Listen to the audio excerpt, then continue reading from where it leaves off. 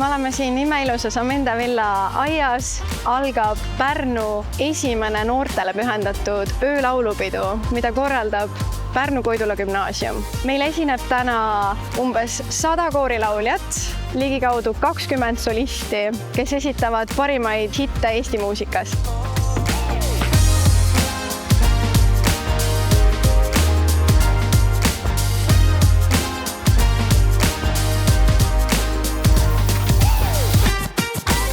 Pärnu Koidula gümnaasiumi noorte öölaulupeo juures meeldib mulle kõige rohkem see, et kõik noored saavad kokku tulla, nautida seda imeilusat ilma ja veeta siin koos ühist aega, lauldes imeilusaid viise.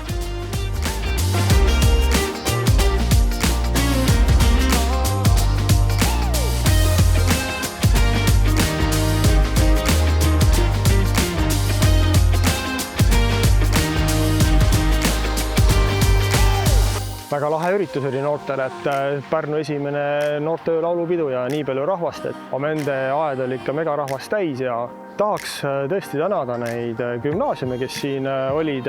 Samatmoodi meie kooli super lauluõpetajat Kertu-Liisa Seppa, kelle idee see oli ning tänu kellele see kõik ka siin teoks sai.